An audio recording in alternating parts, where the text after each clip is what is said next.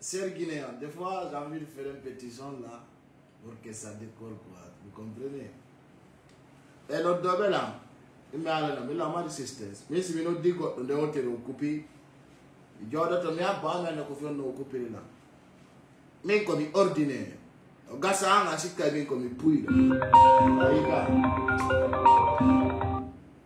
Allô? Allô? On a donné de la coupe de on a si taille quoi toilette ni on a si quoi autoroute on a son de coupe on va tabagol. Ah, et il doit avoir murtunga quoi, billahi wallahi. Be sorti be lagi no a murtunga hakuni alla. Kala kafara da be falli rande on a do be yarantama. Ah, si la zano di go 1 2 3 4 kaida me be no awdi min nami jallo sadaka dinami. Voilà. Chers Guinéens, chers compatriotes.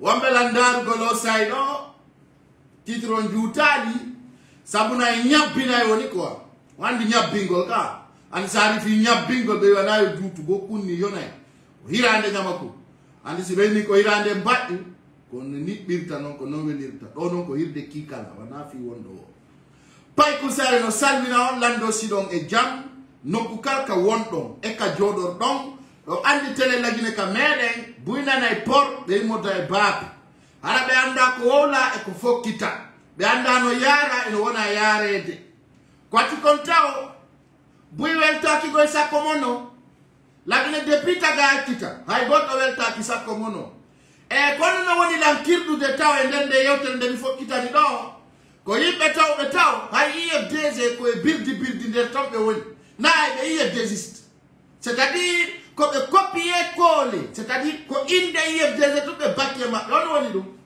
yebdeze no jetta gestion ya lande ta e kono mi fala o rectifiangol do sabuna be wi boyno gabi yabbi la fala no yo seko sabuna be wi wo si rpg yebdeze wonti ti kambe be ya awa préparer ya du monal parce que won gol mo alana hay hude on anda politique gere yo sabuna no si kude si c'est quoi du monde où tu auras birdi réa no ara gasi non Johnny non be anda ta kono ni 58 be anda ko sabondu di parti di doyani ka parti ka selu dale wonno sabuna be tafata kambe be dara vouloir ma be tumbe ara be ata ay no fetan ay no fewani be ara be wada birdi re minuma temporise attention di jama hara ko nokku ala kayki ala ka fewti ala ko fandi musidda wondi landarude hande non on ngacca hakke parce que yewtere di ko madi yara ni be wi lagine do a jette goddo nada mo ndel aljanna gayna o yama to wala naki mokko afami ne o yakanko la baylaw ko natiro kayite ya na plein a jette gine do nada mo ndel aljanna gayna o yatira to hore makko lagine no wodi yimbe hande be maya be opposo to mayde mabbe de bien entendu hande be maya ils vont s'opposer donc on va la opposer opposant, mais c'est ça votre vision, c'est ça votre objectif. On a trouvé tout à bout. On y est en Nanata, mais on a dit foot, il fallait que je cellula. Avant de nous donner un détail, il y a un horrement. C'est-à-dire aujourd'hui, ce soir, nous avons apprécié B ou la C. La garde de Mieuta en Tao, qu'on doit donc connaître. B et donc, qu'à partir des édons. Vous avez une fois un membre del PC qui a détenu un arme, mais bandit de Domino Pinkadio, Wando et Omama di Dumbuya, et Alpha Condé, on va la lande en Dongonga. On nous a encore Bemmo, on nous non, c'est ci, c'est ça, c'est comme ça. Alors le plus dangereux dans la République de Guinée, le plus délinquant, le plus malhonnête, comment m'a dit Dumbuya? Déjà, on a eu coup d'état constitutionnel. On a eu coup d'état transition. Nini kadi mo foki kadi coup d'état dictatorial. On sustal de l'undong. L'undong on y data. I don't take coup de minira de mon sokade.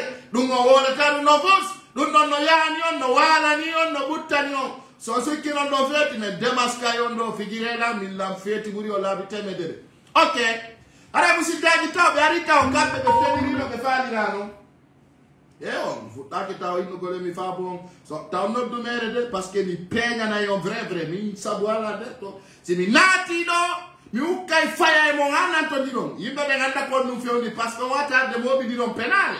ha gay no wolo ko fala don sikko don dum marché do marché tade dem penta penale mo marché tano jale no fije no wulle ok musidda jawondi landarude on nani hande RPZ kasta kambe ko RPZ tumbe woli fi mu ngoy kambe ko RPZ tumbe ali fi mu wo RPZ no iwi ka parti mu ali FDC est-ce que yi ko alliance windido est-ce que be yo be ali yago mais jamao be nana puntu be tata be fa be ara be décruter be wola birdi reno be falira mais nio il faut que vous vous renseignez ando kon wona wowle ando kon nu fewde ko nu fokkiti be ngantandi ko ma do mbato be atti yaltinde non ko baabe Ousmane Gawa ta atti efude ka porte don andi piji no nder ton on anda ko no di fokkiti on anda no di won yarude on landota ko kadi ko honno fokkitira on nanay tum pum nande mi nandi wobbe inna no menen men IFDC de se binen IFDC hersini kono kono nge yimbe ni kono nge yimbe mi jitorobe bawre ibe anda ta ko be woni wodude awa jama mi jonna taw detail jidi fiyo wa faamu go G58 ko parti di capande joli e jeetati woni nderto ko dum hawtita wiya G58 on famine di parti di non ko be do woni tawanoka e assise nationale c'est-à-dire ko be do wonno tawta fi yawgol tawta Mamadi Doumbouya bien entendu joni non di parti di tawdi non di tawtali tawtugol Mamadi Doumbouya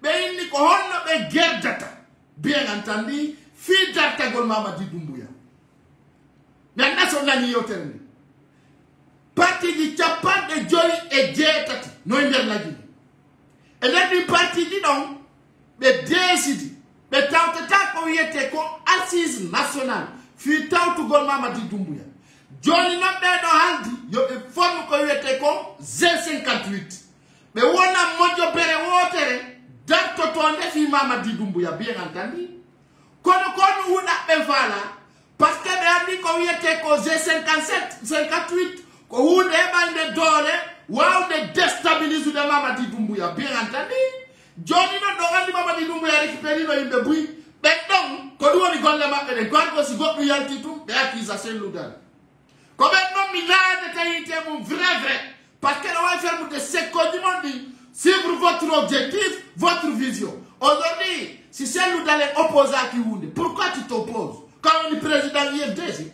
c'est toi le président de l'IFDC, ça ne te va pas prendre ton clic et crack. Tu nous fous la paix. C'est clair et net.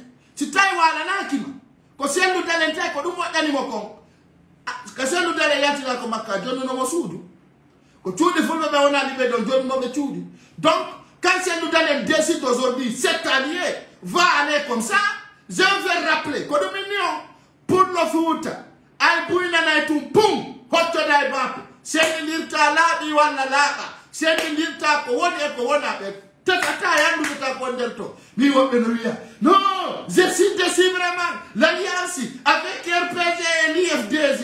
La ilaha illallah Muhammad Rasulullah sallallahu alaihi wasallam. On andi amine bi non famu de la Guinée, qui be wa tampa udita, oui partage dans la vidéo au maximum.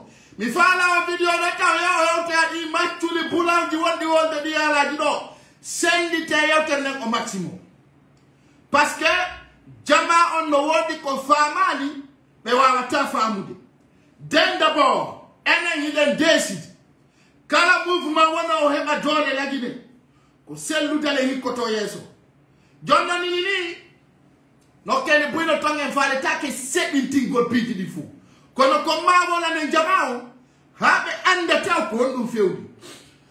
OK, dans ce sens hande endeleji la Guinée di labani on ko sellu dalen to lutti woni be wawani embigol ender parti di fop ko wiete ko non G58 parti di politique buino nderton dum no wala ko wiano ko FNDC donc bien entendu. Donc, les motifs des collectifs du Bruno et Ndeboum. John Namedo, Mamadi Doumbouya, Imini Sakino Tobe. C'est-à-dire, Wona de Wia, Oui, mais tu as un certain, je ne sais pas si c'est un avocat ou un bandit, délinquant comme ça, qui s'appelle, je ne sais pas, Antoine, comment, attends, je vais voir d'abord son nom. On me dit, là, il y a un Kwalkabe a sofitane quoi. Vous comprenez? Quand il est Dakali, c'est des badauds quoi en fait. Mais comment tu as tapé Yarango? C'est des badauds. Mi ta non. Mi dari ko windi ko. Mi andi odo wana e odo konela do windu dundo. Ça vient pas de lui. Ndiye de kadi mi himo windi do bindol.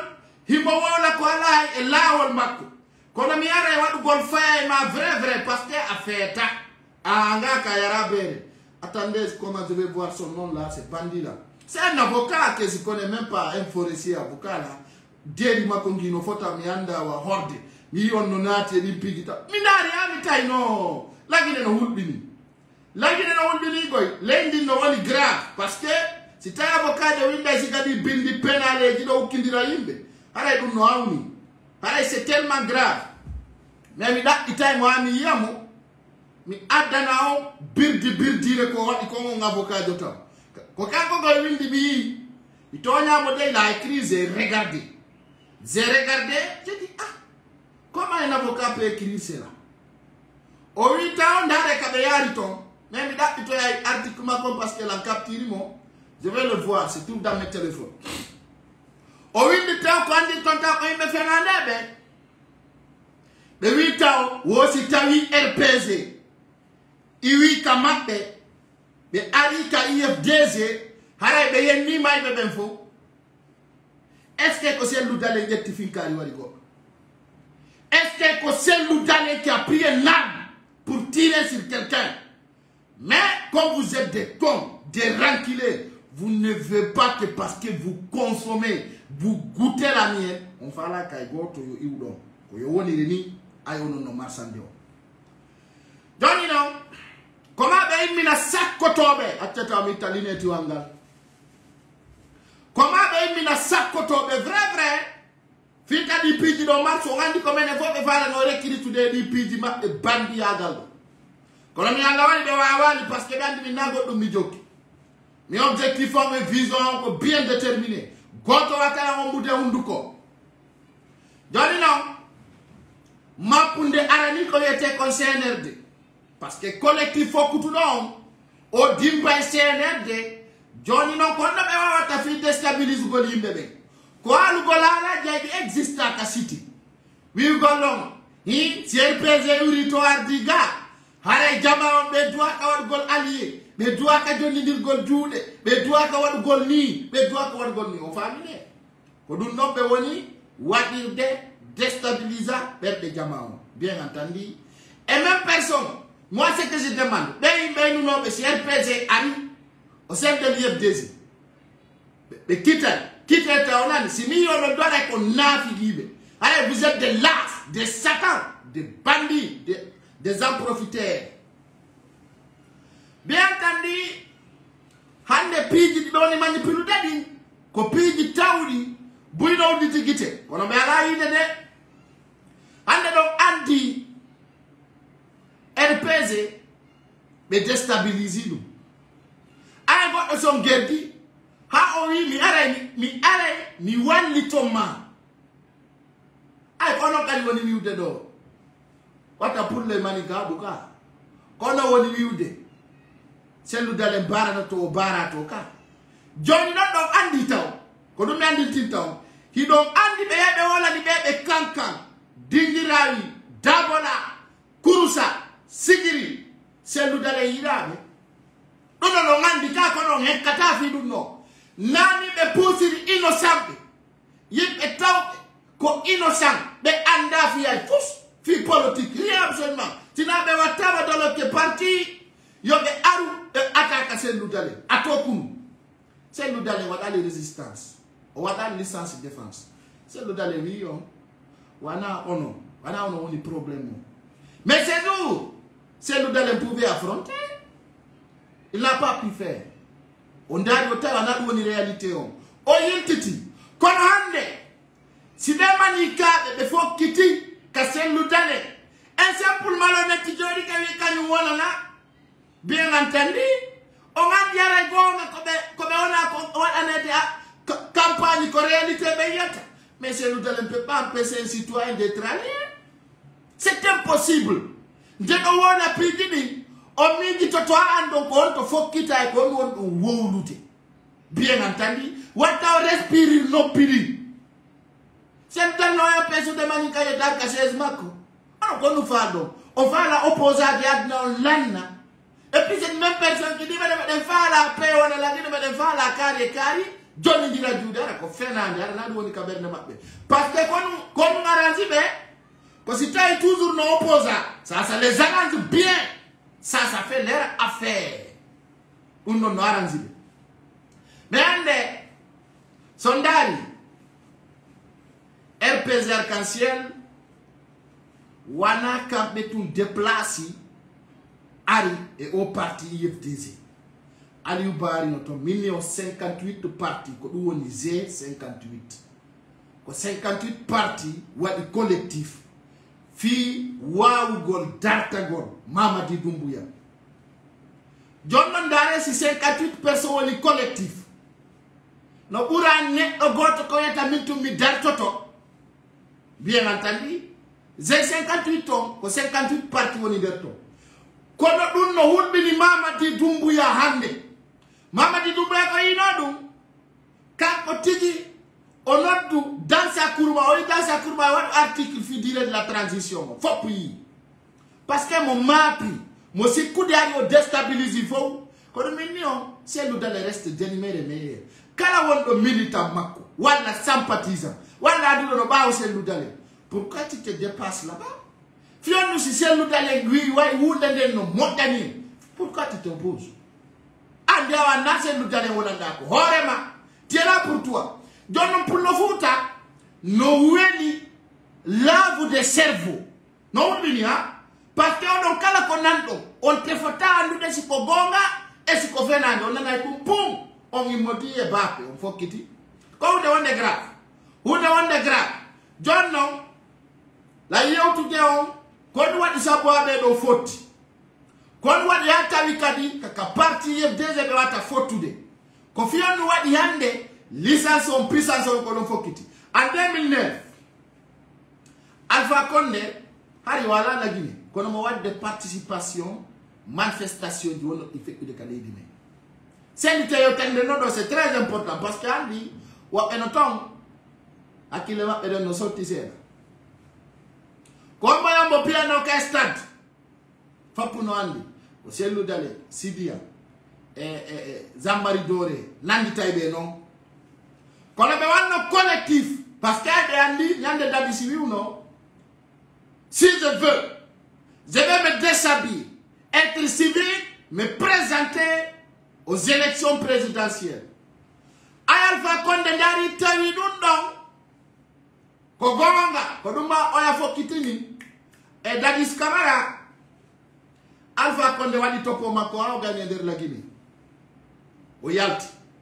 Manifestation di wala no kastat est-ce qu'il y a Alpha Condé ne der la Guinée o ala noto kono tawno ko do wawete rewede Dadis Camara tapé har des programmes pidi tati fi el mingol Dadis Camara yala na ndingande si Dadis Camara no jodi o confirme mais Mandé si peut être témoin encore dans ces vidéos avec tawi hewtu golmo kanko Dadis Camara wona des problèmes on temps pays nayo yana ibere ko be wadu ko wiyete ko poson nder boîte de consommation iwo wakale de ton adde jonne Dadis Camara o yana umaya be si no wawani wonde ko be attaque mo dans une salle de conférence explosant fellamo no wanno be si no wawani il faut une forte manipulation pour opposer son camp. Kozuma, Tumba Gagite, et on était dans Zankulo de Pivi, mais on connaît que quand Alpha Yaya.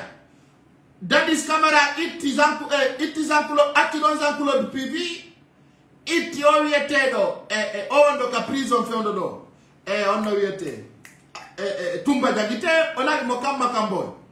Ojati Kambaka, Ojati Makamboy, one down, le paracommando, one down Baumako. o wadi on garde corps rapproché nyande Dadis Camara yana ino tumba na biati warde parce que arbi imale gansi nerto awa wudita gita bonde femme ko yete comme politique ko profondeur Sendou Dalein est devenu le plus fort, il est devenu le plus intelligent mi ala ni on na Sendou Dalein mo andu no dongo avant yoto ngande na Sendou Dalein mo miji no dongo woni hande de Sendou Dalein sans stratégie de Sendou Dalein sans ino hikana wanda tongo changi o nganda na pose ari ko e faale mo woni ari o hula ta mono ari o hula fita on seti ari o hula fita wonu ni wala ni do non do lani de to ande kati zupato non si da fala wana si da fala yaha fop no fota na Sendou Dalein bien entendu Johnny non do et puis il faut que tu dis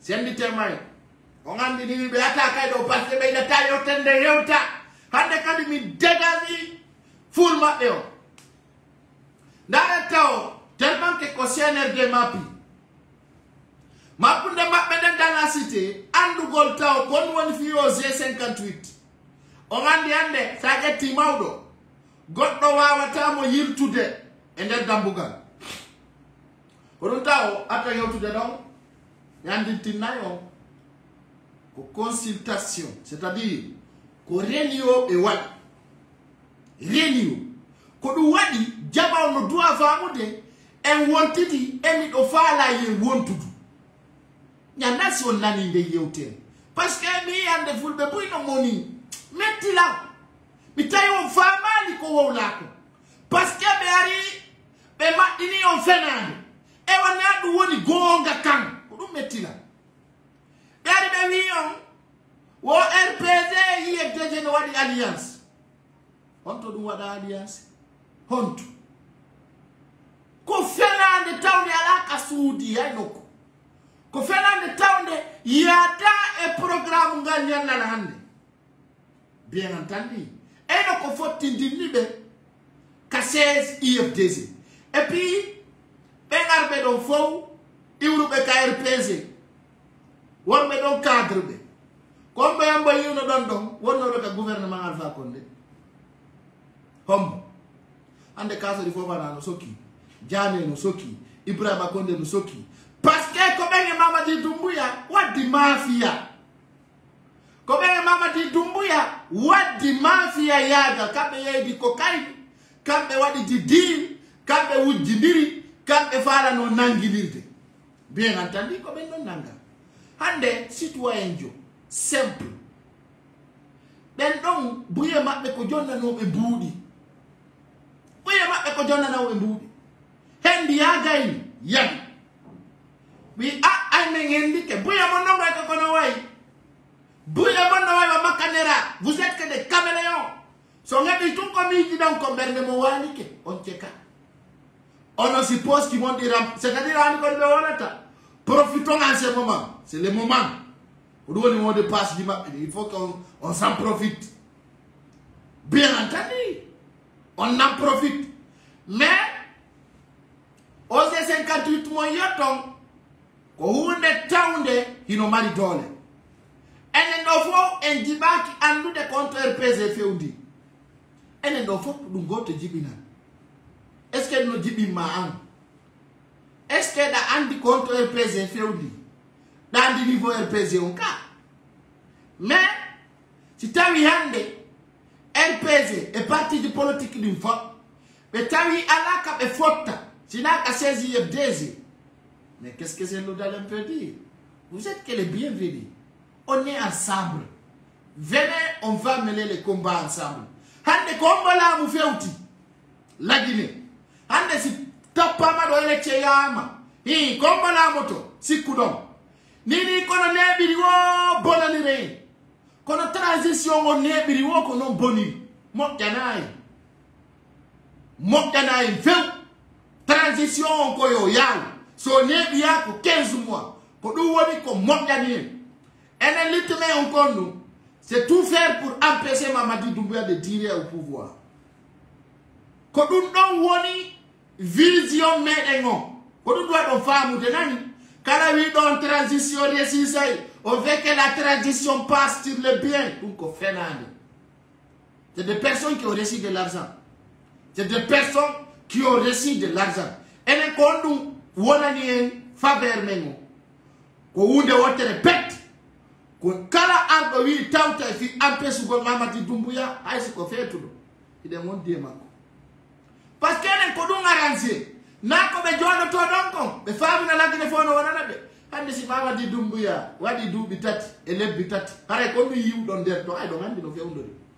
Kono non kadi taw fofi no pili udite gite yon ko ngolaka golli no hakkille de hara gollirali kinane on woni sigadum hande ko wiwden ko rewete en fap do yo Mamadi Doumbouya timmi 15 mois hara wawi regroupe de lagine fap hara kala ko wiya pan lagine fap memay kayasi lando départ makko no lando no fi dadis camara ko du woni objectif. Johnny non, si Malika évoque qui est le d'aller, moi on y a petit école. Mais voilà, mais falaka. Tu m'as expliqué le gars no andi on a no fala ko fala no. Quand on représente dans la Guinée, ay chef secteur medi wonde. Quand on y build ni. Quand on nati nopi mondi. Donc mera no be on attaque fenande mabede. Quand on andi ko gonga. Awadama. Be andi tinna on do. C'est le dare hakile de no jodi himu andi ko fokiti himu andi ko jokki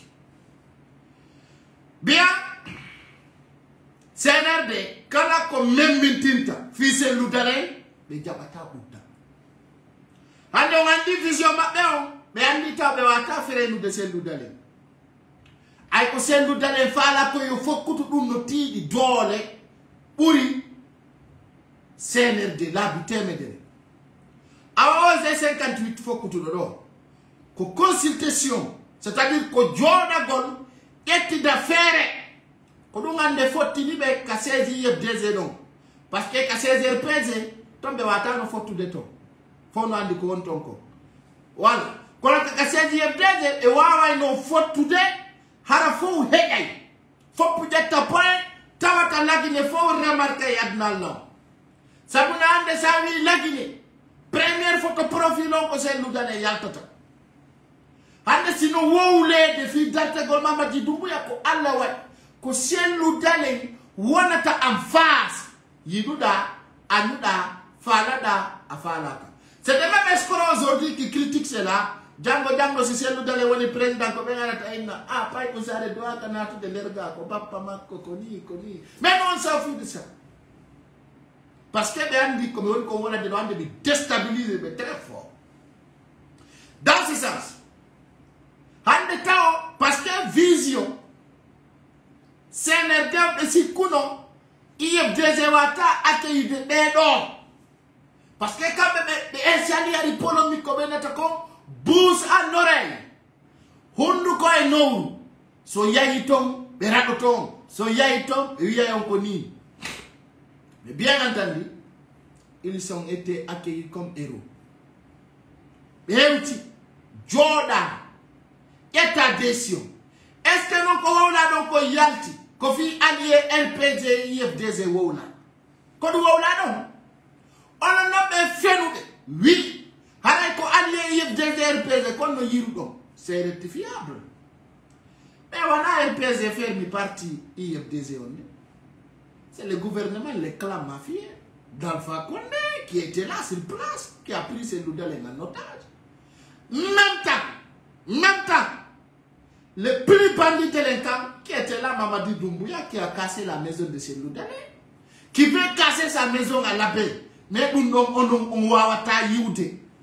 On a dit que sous ces loudales, nous nini labi. Au début, sous nous connaissons. On est représenté, on va vous bonde. Nano no be yo ko wadu dialogue politique ko wadu ni ko be pale assise national ko du wadi ndeno hale don tuwa udu gite mon de femme Mamadi Doumbouya libisu udu selu dale du o tay do wala nakimu hande o yayo sifo ilab ka sudu selu dale fili bugon e wadi hande ton kuru ajini fi pitu gol du ngeleiti kono hande ko buri dum foru de fokiti dum do da tabe halaka. Donc, on domaine de l'État. C'est partout en Guinée. Koni. On doit dire c'est mignon. ko ma famo andon kala ko selludale wadi ko dum buri moƴƴude. Bien entendu, sendite video may ko Dumbuya o wonno waro o nagine kanko onno bandijo kanko onno délinquant o kono no be susta wolde be ñeddata goto ñeddata wala dum gonga kan hay goto susta ñeddude wada mo un mot vous n'osez pas le dire mo goto buri fandude o susta ñeddude. Mais bien hande e nder lagine laaɓaniɓe Moussa Pati ça va laaɓaniɓe e nder lagine ɓe wawata manipulugol d'une façon sina diviser pour régner. Diviser pour régner.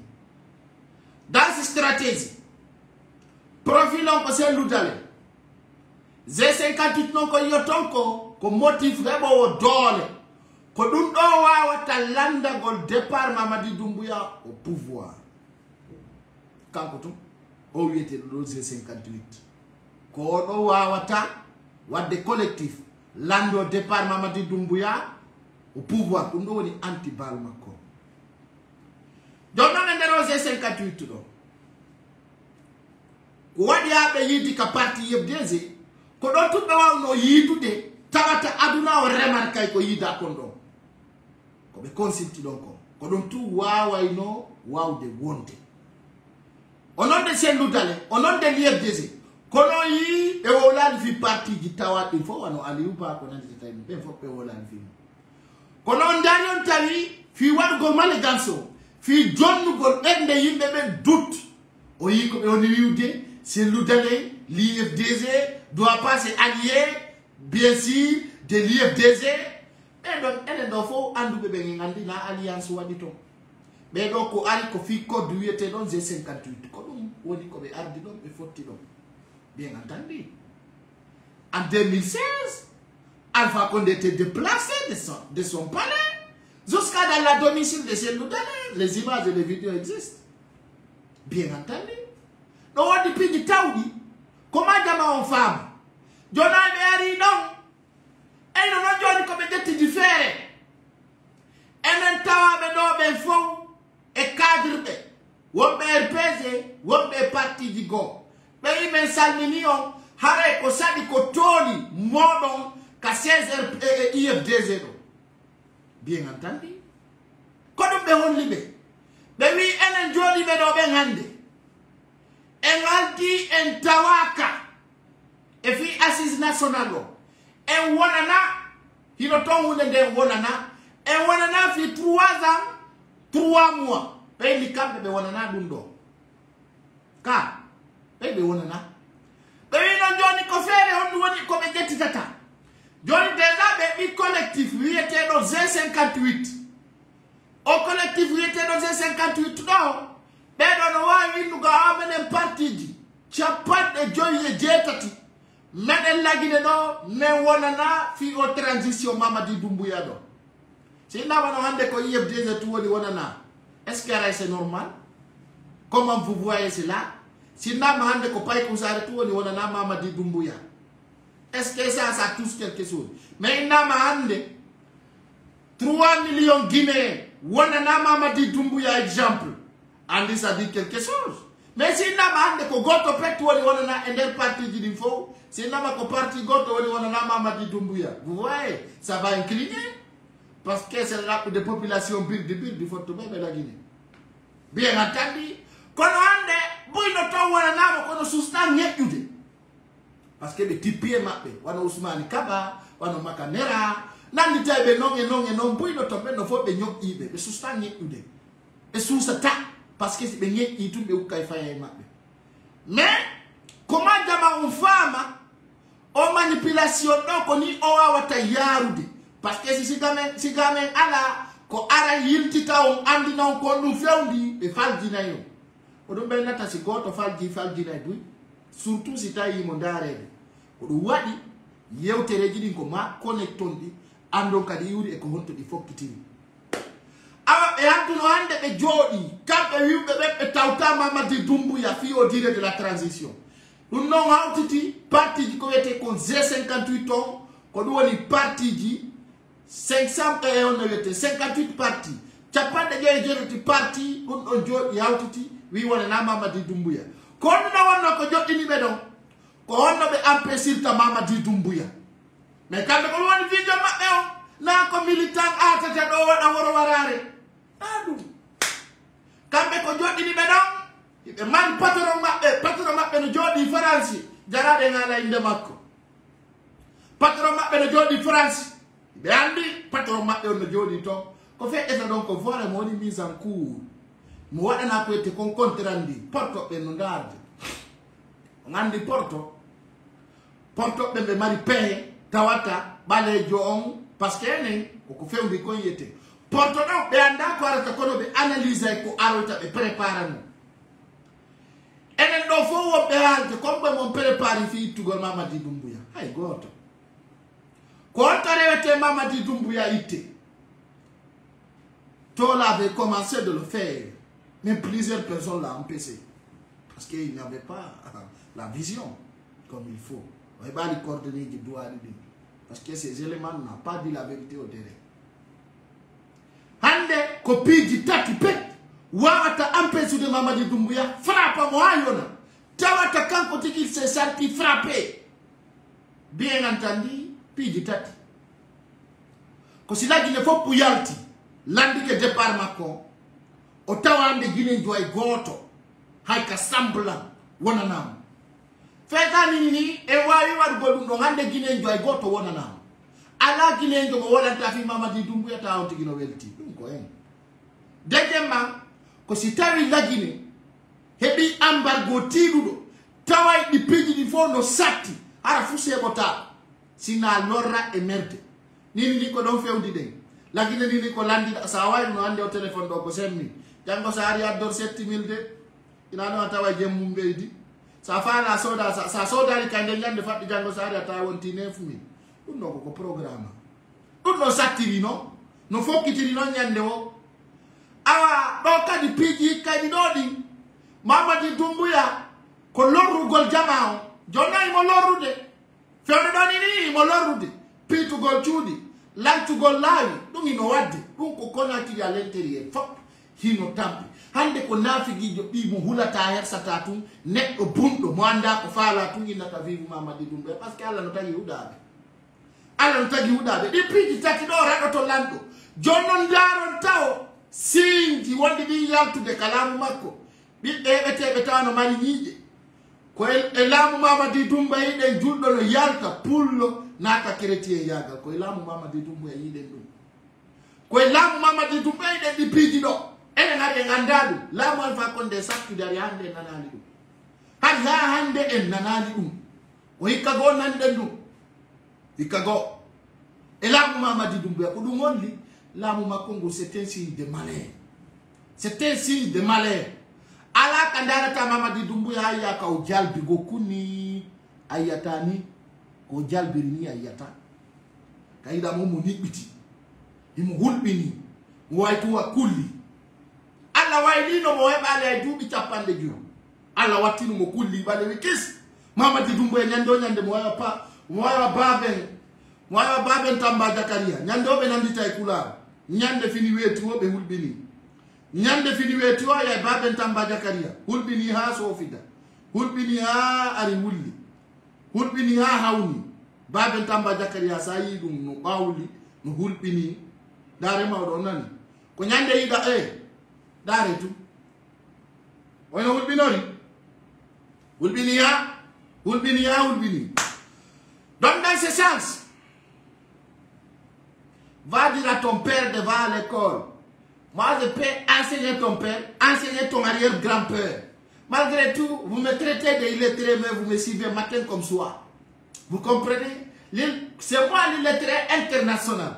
Toi, sage, intelligent, diplômé, tu regardes. Pourquoi tu regardes l'illettré.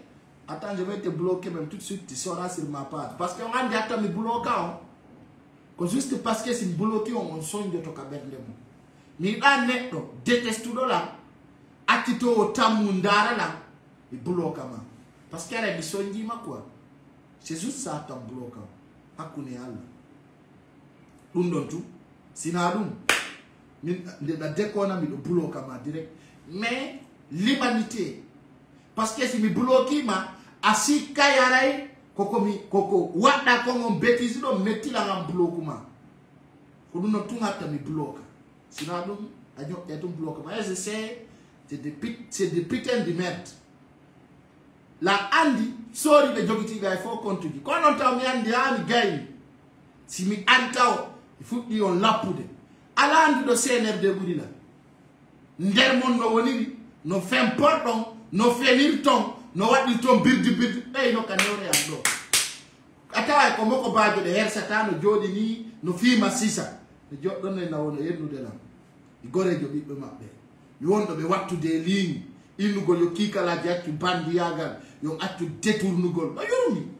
kikalaji wuttayde sisa bandi jede hersata e jolla baɗo mo ɓe yoɓe mosana Allah waɗi ɓe wattiniije sendinirtaji ko moƴƴe si ko bonɗe fenugol tout a waɗati ɓe amanki men respect ainsi kalanoma ɗum allez faire foutre rancune que vous êtes voilà hiɗen arde yewtugol no auto ko ɓe jooɗi par ce que ɗon andi hande ɓe yiɗano ɗum ɗo yalta ko ɗum indi on senduto vidéo waɗa tour hande noon e OG 58 sendudere no connecté mum mo andi fi muɗum G58 ton maninka no ton forestier no ton fulɓe no ton leƴƴi ɗi fof no ka G58 ɗon bien entendu leƴƴi ɗi fof no ka G58 ɗon jon non hande si nama selludalen no fokkiti sigiri walla kankan est ce que mo RPG wawa mo empêchude ko ɗum duwa ɗon famude ɓe arno ɓe ali selludalen ɓe arno ka G58 hande selludalen no fokkiti tokunu est ce que hande maninkajo heɓa e ɓernde ƴettugol motor walla taƴa leggal liɓa e laawol fi selludalen no fokkitiri toon oye watta parce que ɓe andi ko selludale woni solution maɓɓe on ko woni giɗo maɓɓe hande si selludale no fokkiti zére coré G58 on andi ko kodduno G58 est ce que hande forestier jo kalay mo oye mais ko non duwa ɗon faamude hande Fouta selludale watta ton campagne ko farano fuɗɗori waɗugol campagne makko oye ɗo yaari zére coré ayan fa konde dari tawi o dimbimo na to kuno o mini robel yo attaque selludale on fappo yino ɗum ɗon ko ɗum piiji ɗin sino fokkutude mini portoɓe ɓe analyse piiji ɗin ɓe ɗaɓɓay sabu kaɓe impose a piiji ɗin on famine donc ko ma andon c'est dans quel moment duwa ɗon dartagol e mo moment on duwa ka dartagol hande si selludale fokkitiri to iɓe ka G58 nani point bar ko code an andi ko yete ko allié e ko yete ko regroupement ko hunde tawore nanda yada yida ko consultation ko wigol awa menen ɗo meɗen wonani ɗum ɗo jonno ɓe haldi ɗo kamɓe ɓe tawaka ka assise national ɓe parti ji 58 parti ko ɗi wiyete G58 ɓeɗo haldi tawaka e wallitagol Mamadi Doumbouya joni noon si ɓen opposé ke Mamadi Doumbouya opposé ke selludale hara non konno yiruɗo konnore yiruɗo ɗum ɗo ɓe wawi arde ɓe tawta IFDC wawa la NAD wawa FNDC yimɓe ɓe mottodira yaltara ko moƴoɓere jaltude si ɗum ɗo resisi ko wiyete kon FNDC ɗon andi kombo jeyi ɗum jalami ɗo haala e ɗumaji ɗo buya e tawta fiyo heɓu figi kono aray ko selludale woni hoore muɗum aka ɓe fotti ɗon ɓe ndaruno ɓe ƴetti pehe ɓenni ko honno ɓe wawata ƴettirgol feere fi empêchugol Mamadi Doumbouya ko ɗum woni format G58 o ko honno gerdete fi wawgol empêchugol Mamadi Doumbouya fi taw waɗu 3 ans 3 mois ko ɗum ɗo hande woni litto ko ɗum ɗo woni objectif o ko ɗum woni ko hawtidiri c'est à dire ɓe kadirɓe KRPG ɗa e kadirɓe parti ji goo e IFDC ko ɗum woni hande ko fottiniɓe ɗon ko ittugol nden feere andugol ko laawol ngol ƴettata fi waawgol empesugol Mamadi Doumbouya fi taw waɗi 3 ans 3 mois joni noon sindama hande manifestation noddama fi landagol Mamadi Doumbouya mais wona d'accord fi waɗugol 3 ans 3 mois comme bo wonata yeeso ko min ko an kako goɗɗo goo ko wonɓe ɓen ka laawol ka teere jogitiɓe nder ton ɓen homɓe woni ɓen ɓe wonnoɓe la NAD ɓe wonnoɓe RPG par ce que hande si wiyama pankawre laawol awa IFDG e RPG no jondidiri juuɗe e partiji tawtuɗi ɗon ɗin mo kala yaltir sabu gilo mum o gandi yaltete ka ɗon memete kawre laawol sabu na jama hana ɓe woni infiltré ɓe moni sabu na ɓen jonnaynoɓe ɓe ñaama ɓen no soki nder ton woɓɓe yaltiro sabu ɗum noon kono enen ɗen andi vision men o koyo yante darte fiyo Mamadi Doumbouya iw hara transition o neeɓaali par ce que enen si transition o neeɓi moƴƴana en mbiyena tandi ɓe wi ka wiyete kon politique a ndaranay hoorema ha faama anda ka fokkitirɗa hay noon ko ɗum sendu dane woni jaɓata o jaɓata fenugol o jaɓata waɗugol tiktak o jaɓata wowla ɗum waɗa ɗum hay sendu dane jaɓata ɗum joni noon ɗo CRPG ko ari Allah yiri ka G58 ton si tawi ko fiyo kadduɓe maɓɓe ɓe yaltu manifestation waɗu tun RPG yalta ɗo ko wona wiyede ɓe ka G58 fof mo kala koye hotu ka mum sensibilisa militant mum o yimɓe on ɓe mbawma yaltinaɓe ɓen ɗon fof haalda fotta wona Bokke Farana Fodekaria c'est-à-dire les 4 régions naturelles mo kala yaltinira yimɓe mum ɓen feere fotte ka capital lande départ Mamadi Doumbouya o yiya noon on suma ko foti kon e ko weli kon ko ɗon anndo ton woturu jasanta sentere no moƴƴani en ko hunde tawde no moƴƴi jono ko ɗowni nattirde ton kamɓe ayɓe ɓen heno woɓɓe si fuɗɗi kenagol s'il vous plaît miɗo e direct honnum minilan e direct so noddira mi coupi yaafeela pi o numéro am mi sansen joni noon no moƴƴani e moƴƴa ko wiyete conseil 58 o no moƴƴa noon par ce que hande ko ɗon tun eno putain abbe nani min ni o min nan jalɗo sadakaji dans ces stratégies je vais vous dire no moƴƴani e moƴƴa fi ko wiyete conseil 58 on par ce que ko ɗum ɗo wonata base fi manifestation ji ko ɓeɗo hikkoto yeeso ko ɓeɗo woni ka terrain ko ɓeɗo wawa tawa membre de FNDC joni noon kala mo tawaka ɗo yo andutu ko aroyta ko yeeso wata contribugol si ɗum ɗon o heɓoy doole o yoyay buy iwoɓe ka CNRD arayna no aliyade ɗum ɗo ɓen kayno koyo wattu hilay maɓɓe moƴƴa par ce que ɓe aroyay goy ɓe aroy ɓe waɗa mix e so ndaari Ousmane Gawal imminno baabe mum yo mawɓe ɓe yaw ton fo imaji ɗi woɓɓe yaali baabe Ousmane Gawal yawno ton heɗitagol o ko addi ɓe ko fi ko fokkiti kon ko wiyete conseil 58 waray ko ɗum addi ɓe ayna goɗɗo raɗoto mawɗo ɓeyi ko saɗi maɓɓe ko tooli baabe Ousmane Gawal baabe Ousmane Gawal arno e on programme ɗo mi holla on ɗo mawɗo on arno mo waɗi ligne tiwal on andi Ousmane Gawal aɗayti comédie noon mi holla on ɗo ko tawata ino ɗo baabe Ousmane Gawal kadi ndaare ɗo ko fiyon ɗum ko baabe Ousmane Gawal atti yewtude to ndaare ɗo moƴƴen ɗo mawɗo on ko woni baabe Ousmane Gawal ko mawɗo on ni ko mawɗo addani men Ousmane Gawal ka aduna ɗo on yii ko mawɗo on ni ko baabe Ousmane Gawal ni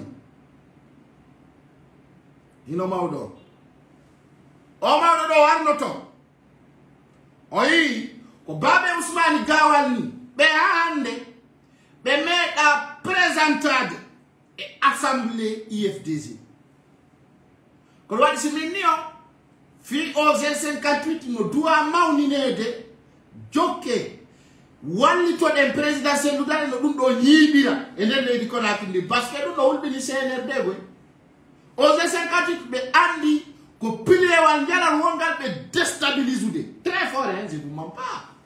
Je vous parle de la connaissance des causes.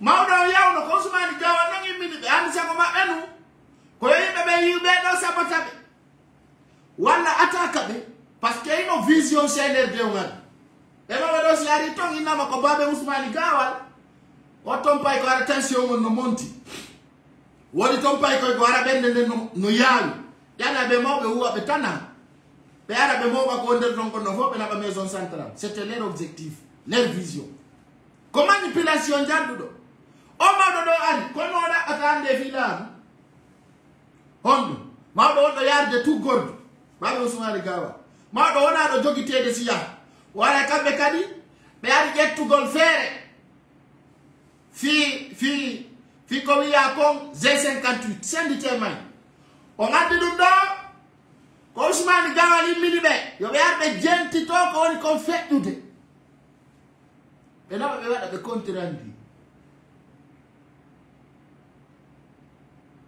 ɓe waɗa ɓe contirandi o yi CNRD no influence de yimɓe nder ton fi andugol ko honɗum fokkiti ka G58 ton ɓeɗo arno ton jama o yi ɓuytiriɓe photo jay filmi ɓe ko addaɓe spécialement fi ɗum programme ji ɗo fiyoɓe waw tawtude nde yewtere ɗo kono yimɓe ɓe enkili ñaali ɓe ɗaɓɓani ɓe jullere kaɓe jooɗo ko ɓe arnoɓe daani ay ko mawɓe ronkuɓe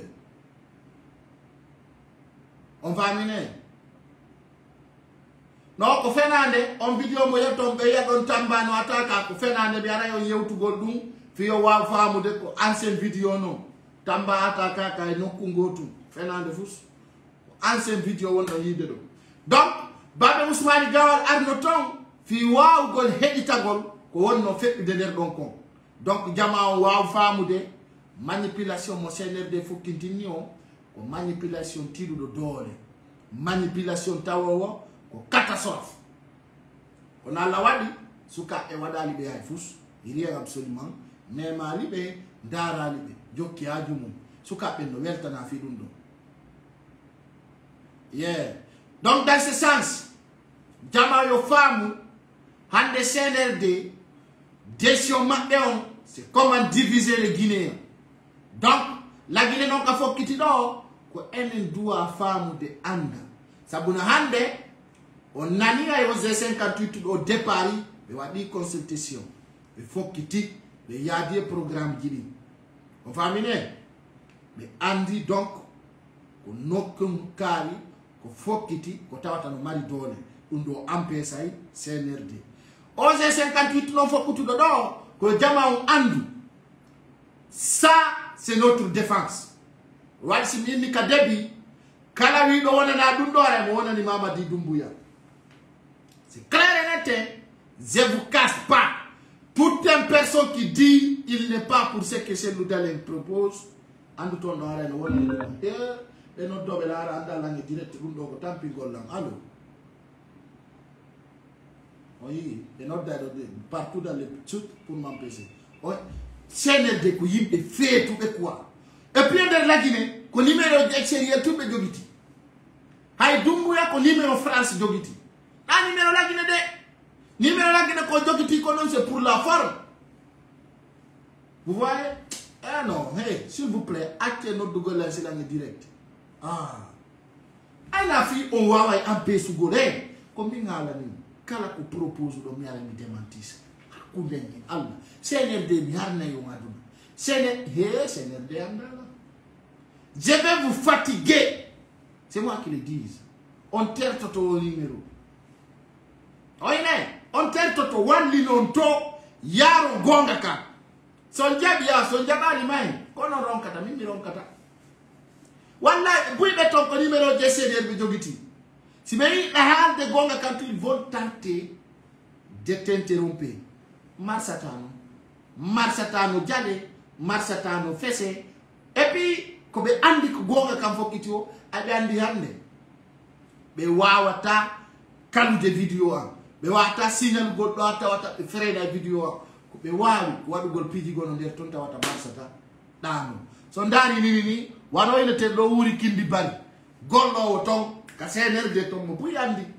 mo derdo mo ndara lan do kam ay dumbe ko imejode fono andi kono mantu laba joni hey comme woni bem mon comme woni roi mon comme wadi a télé fermi la Guinée on jodo to pose do penale ko fokki tinno don ka tamba do ko manipulation ko fokki tinno don ka Sudi Souleymane Ndiaye ko dum fono wodi détaillé adde do résumé Mamadi Doumbouya finance dum fo awaka G58 do jaba yo andu kala wi don RPG no wari yimbe be pay ko sari mi wiye on na RPG wari yimbe be de ko Mamadi Doumbouya e arme Guinée on ko wari en ko kadi continue no wullinde Guinée be c'est l'armée guinéenne parce que ande be wada don tout pour la forme hande be ala solution be ko mabe tata ka G58 hande ko hombo wari pullo ko Mamadi Doumbouya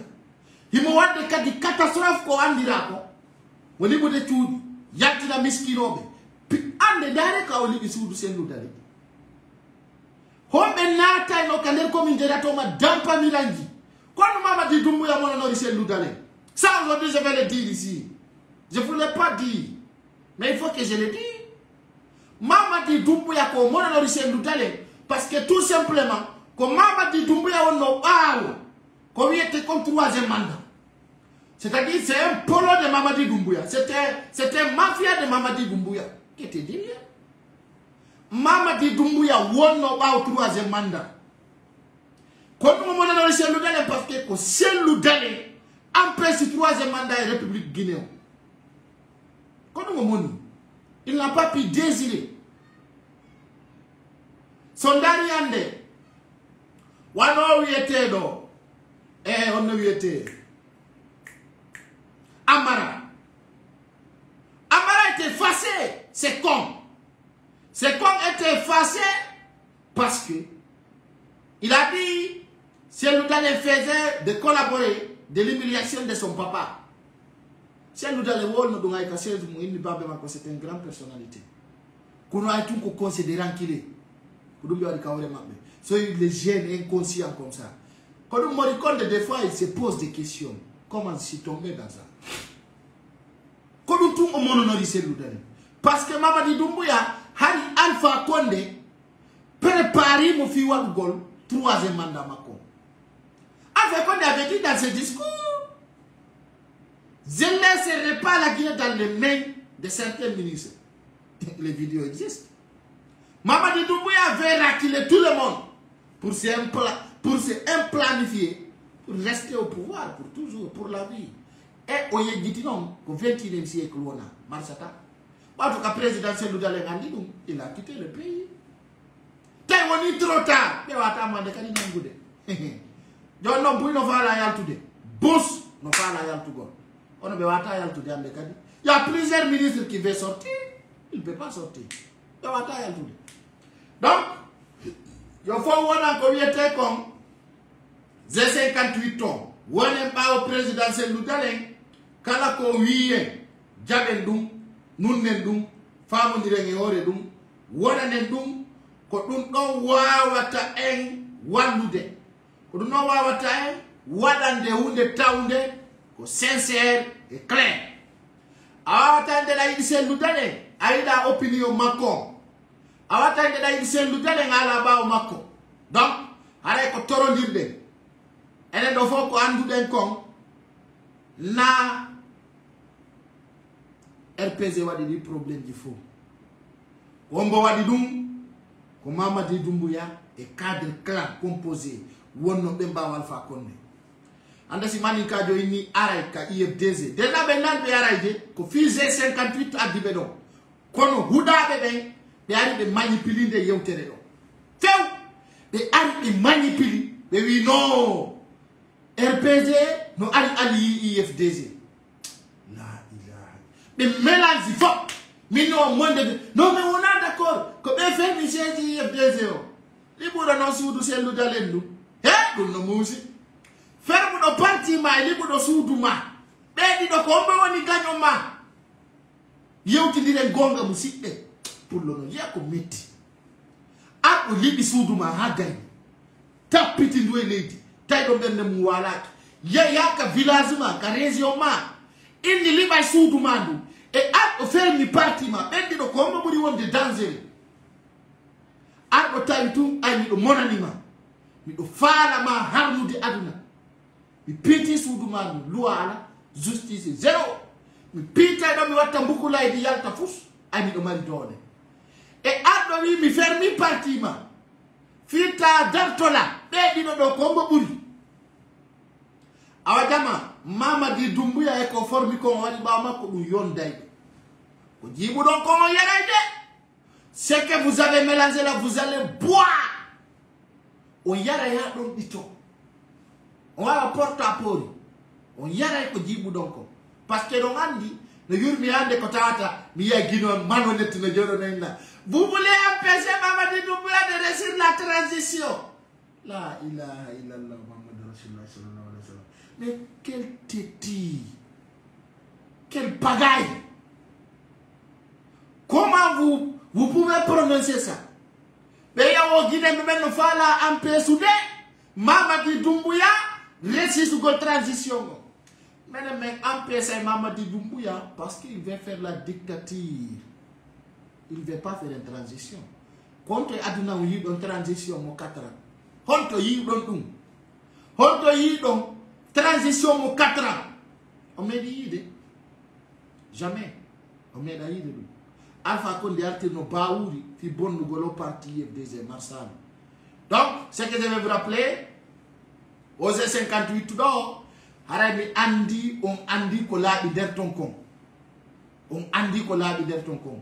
Harabi aux 58 d'or, 8 bombes, c'est nous d'aller, voilà IFDZ, nous wadi allié. Et RPG, Pembe Famali ko yewta ko be anda ko dum fewndi on wadi ko fenande be fala wadde maɗɗirgol e ley kongol Mamadi Doumbouya yo andi ko forte manipulation ko déplacement de débat ko ɗum won nder ton donc rajama yo faamu vision maɓɓe on wana fi argol wona allié ɗi parti ji ardi ɗon yitidi ɗon hande ko ɓeɗo wonno wona na ayba saba wona na fi assise nationale et ko yete ko 58 ko parti ji capande joy e jetati haray ko yo fo famu wawata wonde wawata yadde même objectif donc RPG be ardi don parce que e wonana Mamadi Doumbouya ibe ali ko yete ko 58 wana créé un parti wanami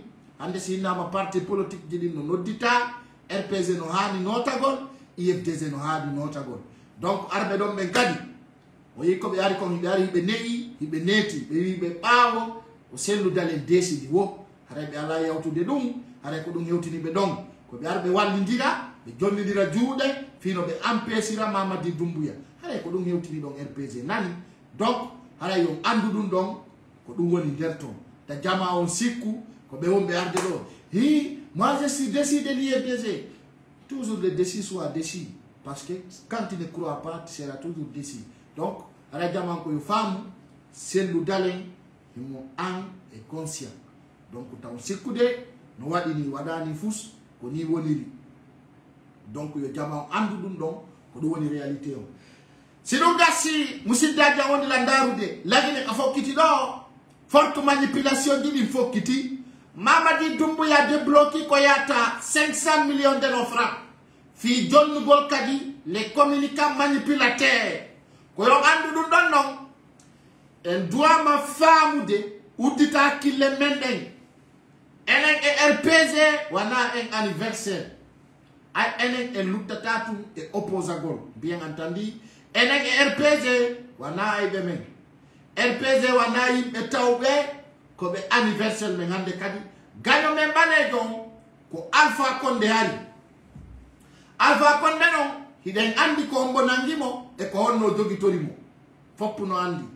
Pandi jomo doade darta golo hande ko ko Mamadi Doumbouya ndane ko ni fekk de cuudi la Guinée. Regardez cela. Est-ce que ça c'est normal? Gana mengo ngande wana RPG few. Wali ne fi RPG ka wali. Jokko ganyo mongon ko Mamadi Doumbouya. Kodo ali itti Alpha Condé hore men hore fenande sendite yotere nen e hore birdi o ittimo o an o fala impose de dictature gale hore men. Jonon o yantini ko yata 500 millions. Sari kapale beyama ko nene goto ko musibbe onon do hido jonnidiri juude ko gutu. Benna do ke kama be jonna mambuji e oto benna ya yantu wala kala ko fala da ahula goto pia tama goto wada tama e fus awona e do kona kiri ko kama yalta arande no faade da be dayna en woni asata terte si on jabi Ousmane Niembe ko non wadira no o yande ka yaltani mo donc so watana dila on yay ko batanko o yay do piji buy min ni on be forme de yimbe ara be yennugol sen dudale déjà be recruter yimbe au sein de leur communication parce que be mari ko wete conseiller de propagande kambe CNRD be mari ka di série tawo be no ko communiquer na be e inshallah Mamadi Doumbouya ko non ko do mi andi tinta pa di buskadi beppigete de bandara be do ede landani pa di bus men joddi na restriction direct yala na do kala wondo landarude sa memi evran alandakila aye ko fekkata ko directement mi son kanta goto mi hala ni o mi hali kanike o mi on kala memo video landola si mi jonni ma autorisation yetta si mi autorisation ma sa memi aya na yole ma goto alantama jabuta ko no ay goto parce que andite ta unde wotere ta mi hala ni no si da uti ko pay kusare watako wadu ko watako c'est très simple ta tampintino minimiza detesta wona kala ko farada kono si tawi hita detesti ko mi watako tout simplement wadu no mi wadi tanon on suma anday donc on non tumi alantam bien entendu hande Mamadi Doumbouya recruter dum do mo gayni kono mi andina mo ko budi perdi o wadi parce que kala capaz hande kadi min dabbay ko tawata c'est bien fait mais modina modja tawata sa jetti photo sendu dale ategi e ore pasma ayennimo ko e der 24 heures yata résultat on directement ko terre à terre hay nyanga ta sakwal do na golle jinna o ngande ko menen jogiti social media ndo do kala de ko do me wada moy ray modina fi ma modda men pakada pinde bu men stop aydo parce que do andi wodi no keli tawdi girende ben endo to mbudi be fawi ko be communicant be ara e déstabiliser jamaon en un clin d'œil. Dans ce sens, il yade e ali tawdo hino motani e mota. On woni ali ron tawta des 58 ton fokiti dundo frappa Mamadi Doumbouya déjà fo andi dundo bepinani. Dono kono de yande do ko sensibiliser gol jamaon parce que non gal ko ma jamaon rappeler parce que hande hari buy berde mum wuli siki RPG et IFDG ko allié kono be wodi ko alliyo kono woni to e si be wi yande do darta de Mamadi Doumbouya hare ko dum tori de ene kala tawto e fi darta gon Mamadi Doumbouya de wonani mo ala weltani kala iwno do kamum hay babe Ousmane Gawal woni si ko Ousmane Gawal la ando ko Ousmane Gawal nelibe woni si ko jang woni si ko tana kala ardo affiche e der dum do on tigi no weltana très bien Z58 ko wonde tawde Guinée fop no doit wonande si tawi hida wonani fiyo selu dale dam be ngantandi la yoro mamet Ramadou Bela donc Z58 ko wonde tawde de waywa FNDC fi FNDC de tay woni Z58 e may doole Z58 même poussay tawata si wi boum hubay donc haray Z58 fop no der ton ta ittu horema he be wi si dambi din fokkiti ko won kol sera o bonoji di nyamata si fo ari e hodo sa ari e hodo tay fo ko yitere hotere mari ombude mande nga fe ta be fusunde donc ka Z58 lo ta ittu horema der ton kala kanan da fi selu dale nanuda hino wonana hino wontida taitu tongorema ene do fola bani ngande Mamadi Doumbouya o wawata en wadande ay fus hande mido ministre des travaux publics on no fena moya o Alpha Condé wanno 100 km de goudron 10 ans au pouvoir Mamadi Doumbouya 8 mois au pouvoir ay no ko goudrona ay ko boni ko hay gaide de kadu fus ala ko moɗɗini rien absolument ko joda gol wutta bapingi ka der pale ha jaw ganjama ha ronka yalta ya lagine he ande kadi lagine no henti lewru no yalti ko dum donc a be watti 69 ay parti jidi ngara no beydade ton donc si tay parti jidi no beydade no moƴƴi yo yimbe be noto andi ton kala ko décida don ko dum marsata ara yande kadi ko yete ko FNDC ko nandi tata dum dano to woni parce que be ala yimbe goy FNDC ala hala do fus ay FNDC ara ali yo don fita image mabbe di mai ko sellu dale wodi lagine o tawata guiné be no suti o guiné jo marani espoir joni no enen pullo futa mi toroto ndo ande mi ngay si mi ay bini onon taw ngay bi 1000 millions de personnes no jento lam par mois mi toron mi jejaw tabe jallo e jalle ngore mi hande kadi iden duwa faamude andi ten ko wiyete ko politique hunde jamfondira ko dum woni aru jamfoden dum woni politique o hande ko jama on faamu si yewtere yewtama acce hananiro yimbe jow min natalan tawa e wolo be gonga je le dis pas mais la andi nyande on accitirta tammo on jodo don daro mi chaque jour haray la ngandi ko mi yewtata on ko nyande o e nyande hino intéressio donc a weltani on il faut dintao parce que no gassa vision di men ko butu kala ardo wi no ari tawtugol fita Mamadi Doumbouya luttu kalamu Oustesso, ça va? Haray, hiden weltani on tigi. Ça, c'est l'objectif. C'est la vision. Donc, dans ce sens, c'est wadidum en wawai yarugol no duirano. On a dit julde de ndenge njandude ko imamu jogoto julnata. Ari objectif men on tawende lagine ko yo pullo futa hikko yeso. Min ko ombo woni de ay on non so aro yo jama on jabo. Makanera kaki on déjà o dogi leydi ndi be bombe fop be marti toto lagine de sellu dale no lamu be fop mabbe be marti toto de sellu dale no aro lamagol hare buye mabbe woditike yani tinna on dono une petite histoire entre Alpha Condé et les opposants guinéens en 2009 donc stratégie tawowo yimbe be waretaki si Allah lando on jabi Mamadi Doumbouya hande ko luttani mo o wari no goy fono andi o wari yimbe be fop no mari témoin Mamadi Doumbouya ko waro ko wari kon kindiya no listi ka histoire guinéen bebe fop no andi Mamadi Doumbouya o yoton o meda wonde honnête depuis quand o inscrivi ka armée la Guinée armée o ridicule o hebi problème mais ender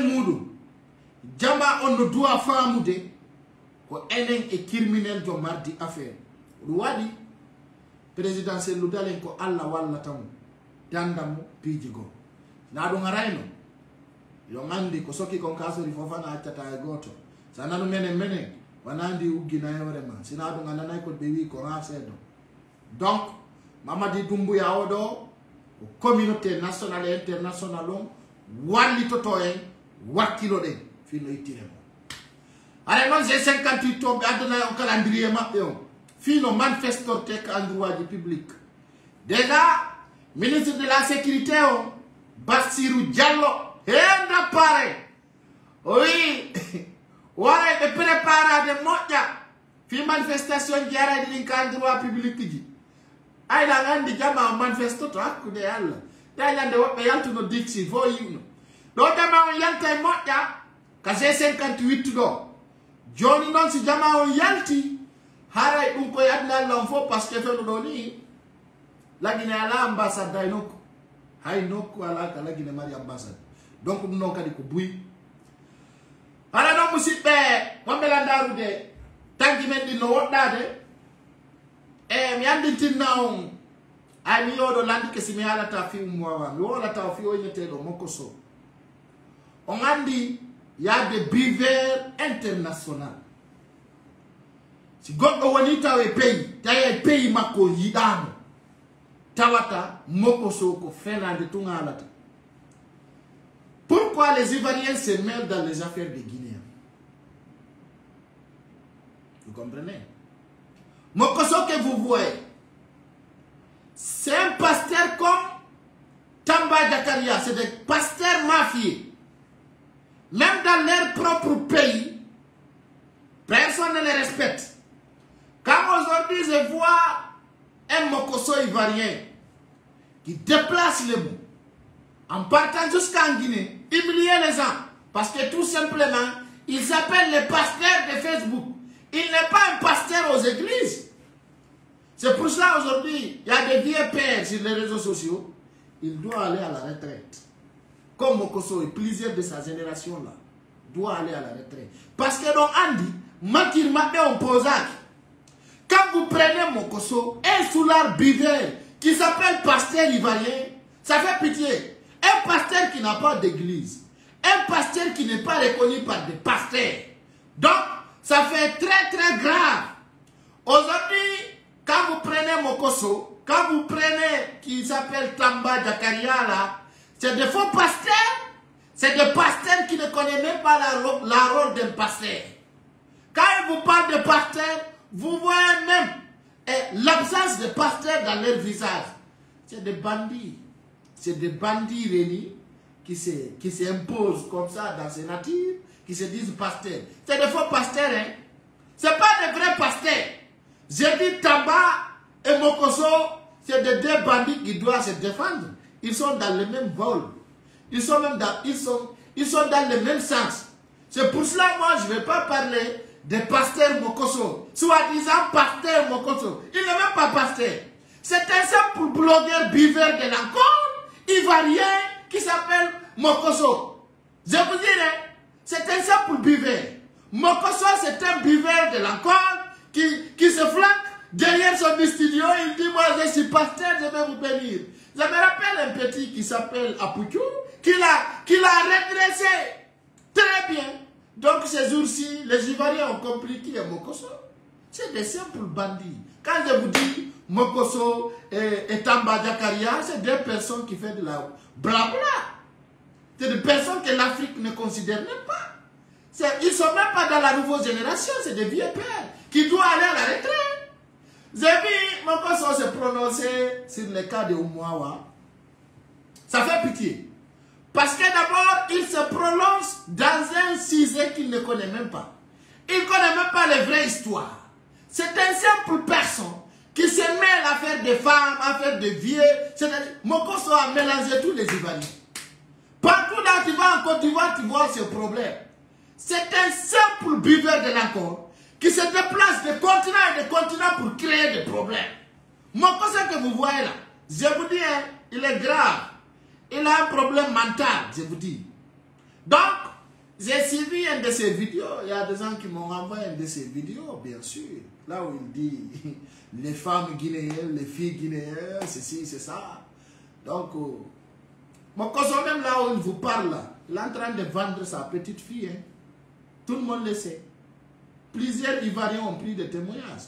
Donc, les Guinéens d'abord doivent se méfier à suivre des bandits bidons comme ça pour vous tromper. Le Yurmia, Mokoso Moyeton, connaît Oyara no Bere international. Oyara Bere Côte d'Ivoire, Oyara France, Oyara ton Bere. On va venir. Oyara Bere Kadi, et der Côte d'Ivoire, what did I Ivoirien bébé? Oyana Yembebe ko pasteur de Fenande, de Moya Tamba Jakaria. On a pasteur Ande, on a pasteur Django. Wani, Kalaka problème Wani. ko ɗon ɓe noddata mokoso ko neɗɗo fenadejo tawɗo ko fek ala ka o hikki ala ko arnoɗo o pirida e paykoy o pirida e moko baɓe o pirida e sukaɓe kanko mo yi wow kay sekko makko ko tellement grave ko pasteur ɓe fenandeɓe ok o kaw mo wawa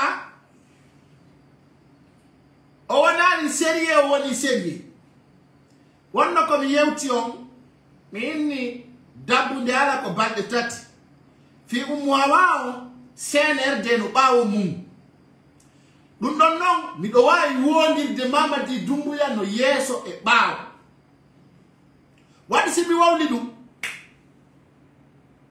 waɗi simi haali ɗum minni Mamady Doumbouya e CNRD makko on hiɓe yeeso e ɓaawo ala wonɗo mélange de lagine ɓuri naafiqiɓe tatu ɓe mi sitata ɗo ande ɓe mi takkantako Mandiaye Sidibé Moussa Moïse Ousmani Gawal ɓe si lagine huɓɓi yite ɓe tawa yeeso e ɓaawo kala kadi ko waɗi épargnata ɓe tato ɗo mi wi moƴƴa fillito mi wi Ousmani Gawal Mandiaye Sidibé Moussa Moïse o wonnoɗo ka grande gueule ɓeɗo tato ɓe ko yimɓe tawɓe ko yimɓe hulɓiniɓe ko la hawla on andata non ɓe ko bandi ko délinquant ko nafigiɓe ko yimɓe hawniɓe min pay ko sare yaali to ɓe portanan plainte si ñawore no wodi mi darto mi wolana ɓe détail ji rôle Ousmani Gawal on ka CNRD c'est comment gâter l'IFDG hande o yo déplace babe makko o naɓi ɓe ton o yiɗi piiji ɗon ka ɗum ɗon holli on signe laaɓuɗo Moussa Moïse o plan makko ka présidence ton c'est comment planifier pour faire sortir des rivières c'est-à-dire planifier gol ko honno ɓe yaltinirta penale maɓɓe ɗen fi déstabilise gol guinéɓe ɓe ɗum ko rôle Moussa Moïse mo neɗɗo hulɓiniɗo si ɗum gasi ndaron sincérité on sincérité kanko Mandiaye Sidibé on ɓe yimo taw kala ka Mamady Doumbouya waɗante propagande ɓe halfini Mandiaye Sidibé ɓe wi kala ka fenande développete moƴƴine ha moƴƴa wona normal e yimɓe ɓe holfini ɗum Mandiaye Sidibé Mandiaye Sidibé o jotto fena ɗo bukkuyi so wi ɗo taw min Mandiaye Sidibé mi wi ɗum ɗum jama sikka ko go gara ko ɓe pale ni yalna on noon fi o rôle ɗo Mandiaye Sidibé ɓe halfinimo ka o fena o naatuno o wonɗo France to wiyeteɗo Fama Kanté on naati e ɗum tawi he so yaltale ɗum men ferma mo woni paso oye Mandiaye mon grand frère je peux pas te dire jooɗi leyɗe porto ɗo ala kaydi fuɗɗikeɗo wadde birdi ferma e affaire ma men feƴƴagoy ukkama nduggu kadi ara no yawi sut même baka dans ce sens Mandiaye Sidibé o ɗo mo joude rôle makko moƴƴa il faut de gandi non Mandiaye Sidibé c'est qu'il est capable ɓe wi a ende bare no mette kono a wata ende ñiiƴade rawna Mandiaye Sidibé ko wawi komo wawi déplace gol moƴƴini mo wawi ok fi Wawa Esther joni hala ka yeeya Côte d'Ivoire ils ont payé les blogueurs ivoiriens pour parler cette affaire le blogueur ivoirien qui saisit plus que France 24 mai joni état guinéen ɓe ƴetti mbuuɗi ɓe naɓani e blogueur ɓe ivoirien ɓe ɓen fi wowlugol fi Wawa la ilaha illallah muhammad rasulullah ndare de fi probléme o ɓe ƴetti mbuuɗi ɓe ittiɗi lagine ɓe naɓani ɗi ha Bokoso yo wowlu fi probléme lagine fi Wawa parce que ɓe faala utilise gol o ka Wawa fi waddidirgol juɗɗe o andi ari lagine yarani o lagine arina probléme goye marɗen lagine hari ko probléme politique marɗen kono aysi lagine woni ha probléme e ko wiyete ko religieux parce que so ndaari ko ɗum minni o débat ɗo no duwa ɗanninede yejjite parce que o débat mo ɓe fokkiltinni ɗo ko débat huɓɓiniɗo ɗum ɗo noon ɓe wi min ko maayi maayo rortala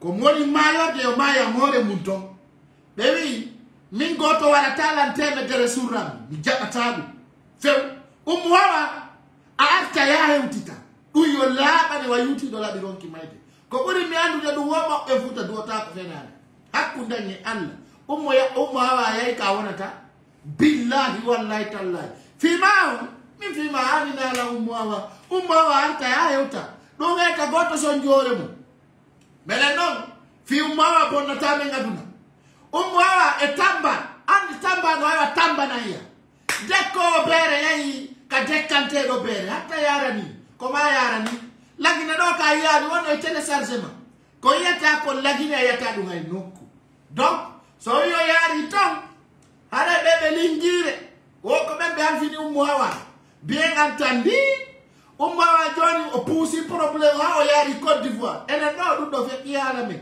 tertoɗen min komi yiyata o jonke fi actualité lagine o wandinen fi ummo hawa sabuna o Allah no majjini o majjande ko yo Allah sortumo ton ay koye mbi julɓe rabbana atina fi dunia hasanatan wa qina azaban nar Allah ittu ummo hawa e majjere makko nde min noon ummo hawa majjata duuɓi ɗiɗi ora o majjinanmi yontere jaɓata ummo hawa men wowdi ha men rokki ya iwtoga jaɓani jokku tamba ñande tamba lanirma o nde ñande artay araɗa fesa arta arayɗa jeeja arta ara nde ñande na goɗɗo noddito e ma minen a harnata men adunagol menen ummo hawa men perdata tanga men fima si men wima ya wontu julɗo a jaɓani men wi ya artu a jaɓani men joɗikema tamba jombima Allah tan wontu tamba yo beebine jemma e ñalorma ɓeyi wo yiɗa utti ka wo an yiɗa newi wo an yiɗa deeɗi wo yiɗa mari comportement moƴƴo ok laaɓay seeɗa ayno ummo hawa o ko jidirawo womo duuɓi jeɗo woɓɓe wi komo taran kattan on aduna makko on koko woɗɗino min fi ummo hawa tampintala min wuttata ɗo débat fi wolugol ummo hawa min yeyi min mi sokka juuɗe ɗum e ummo hawa ñande oɗo kirana men probléme ji ɗi andanɗa hoore ma landata sa juɗɗirita won ton kefeeno haɗa honkuɗa o komiɗo andi tum kullu nafsin zaikatil maut kala konko taga koko mayata jooɗo ɗon ummo hawa ta yaltuɗon dey sa yaltiɗo hoore na o woni ummo hawa ɓi ummo hawa hey hay ɓe ummo hawa ɓe si on attali wolgol inde on bulo kay o foppumon mi raddiniray ɗaɓi paaka ɗa ɗum no sakti feere ha ɗo ɓi bona jikku kon naduma e ɗum o ko tamba Jakaria gerimo awa o gerima gerande hulɓininde minen ko min wawi wiwde ɗo jama mi haalanino nene makko mi wi menen pullo fuuta ko min wawi o ko haala haala tum min walla yo no wownugol ɓiɗo laare lan ɗo hakkudañi Allah feƴƴa ɗo min yi tamba Jakaria ko min daruma amin ronka min feƴƴa goɗɗo suusi ƴeƴƴude sikkuɗo julɓe ɓe beepino yeymo nanno sa siɓɓe noyinna sa siɓɓe ñomɓe sa siɓɓe birdiɓe haraɗen duwa waɗi ko jerefu inni poro ɓe periji saɗaɗo ɓen no waaco minen miɗen woni ɗo ko Allah wi ni poro toto alebu feere futuro usasi birdi usasi ñawre to fenayi usasi en perene Imam Faye Sall hakkude Allah ko ɓe usasi ɓe bonnani men fuuta kamɓe ari haɗi ñande yagal haɗi defte bonɗe ɓaɗo warano ni menen kala natuɗo fuuta men waylita moteur makko on haɗa no yaawi hakkude Allah ka ɓe arno o tippini kaftane way mum no wowla hayeje janɗuɗe ɓe huɓɓini maɓe ɓe fof ɓenni kala janguɗo ñande yagal natoya yiite jahannama ɓe waaji mawɓe ɓe sansiji ɓe defte ɗe fof defte ɗum e ɗum moƴƴa defte ɗum e ɗum moƴƴa mawɓe yoloy fof ɓe ƴoɓe mayata ɓe sumoya sabu ɗum hande no hande ɗum no loni e hande sa nani goɗɗo no aate nde har miɗo wawno accutude ñaaki har miɗo wawno tippingol kayawi ko siɗa wawno ala ka Allah ko si a wanno tawoya Allah sa waɗano jooɗoɗa patientoɗa ɓuyɗo ɗo naɓe chrétien naɓe julɓe ɓuyɗo ɗo hakkudeji men on juulata fana on juulata alansara on juulata geeƴe on juulata futuro fof si rien on juuliri o suumayo ɗo ɓuri ummo hawa halkede kono noon ɗo gandi koy buy ko angoro juulata ɗo buye men ɗo juulay ɗo fana alansara aɗa no jokkidiri mo juuli angoro tawoye Allah ko gonga de buye men ɗo si Allah jaɓi golle ɗe no ɓurani ɗum mbuɗɗi no ɓurani ɗum julde nden buye men ɗo ko angoro juulata si Allah jaɓi futuro yala sara dum no wawi yadude geje subaka be jokkidira awadi ka wadani o juuli angol o tawa yalla ida mari problème uri mo wa fewdo do beke on do o yi o yalti dina kam few e andi on do sina alla jonni tiemmo fu se wawa tamba murtiti edum jonno ko ani ni mende programme ko ani ni mende programme umma wa yalti dina ka o yaltuno ko few kadi ndare jama ko andirton taw laamu ngun no bawo mudum mi jonna do example se umwa beno wano wadu golo mariage privé hakundeji mabbe ton be wada dum hakundeji mabbe har be wadari hakundeji men ka be jetti kadi be wadi public ka église be filmi be yimani moy pula ko dum tum metti ko metti ko vota ko e pula be yimani to umwa no wada ton ni aya mama re dampane mawaye on don terte on don ko si tawi tungo dubdo ike o yiltito ara non minani debbo no duo do o do yedo to do video makkon ko woli do kon o welila hara mi do anduno ma mi okke sangero da serti e wobbe gono ga minani on don no duo don oni alla jonnuto be umwawa edi temo do desan o do welila moja kono Allah tawara na ende tigare ma do yaati. Assalamu alaikum warahmatullahi. O video do ko fi am ummu hawa ba o musikto amolaba ba e fop hunde wote no torte ko laba woni kam on ne bandam o ko laba hikka tunay laba o ko laba woni kam mabbe ko ma laba ari do yewti barki laba. On gars, je suis en direct. Quand tu m'appelles là, je coupe ça parce que je suis occupé.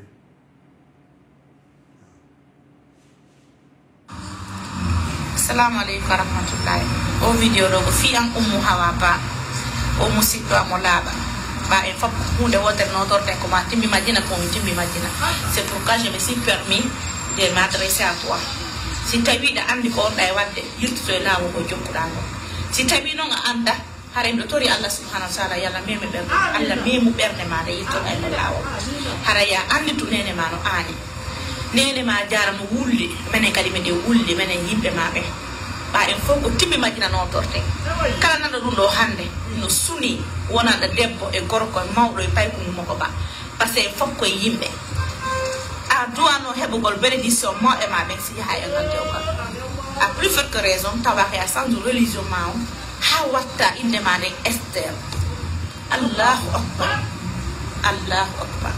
mi torke Allah rabbion yo Allah memude berde ma o yirtintina ma lawo awa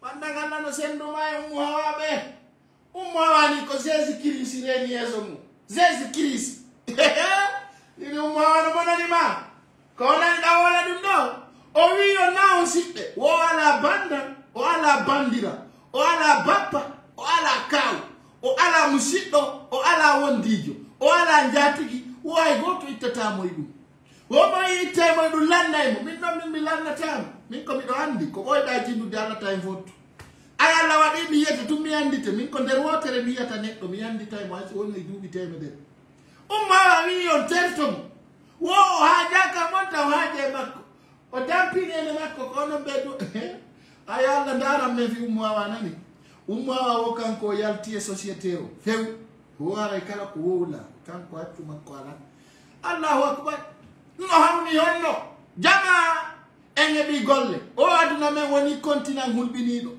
hakkunde Allah donc république de Fouta no hawni be jube wiete do muno mari bernde wo kanko kala ko wowla wonene makko sino faala wulle ji jangi bordi accu makko ala mi woni ko jiw hakkunde Allah mi hawni ke o mo hayna de 4 honno yete tan 4 wo nanon go intérêt non ay ko jangudo ha paaki non ha andi diplôme ji an non a jangi a yalti dina naati kerete yaga haray ko dum woni ko nande haray musiddaji wondi la ndarude e no ko mo wa fariyen ko haray ko jama on handi fotti ko yen juulu torode ngalla yo Allah jonnuto en ummu hawa haray ko dum haldude fejjado woɓɓe wino waɗoya grève émission yeey ka radio espace fm ɗon e soƴugol ɓe addana on gendarme ɓe gaz o ñama ko ayona sabu nana on toña espace fm woni ko wawɗon on darata espace fm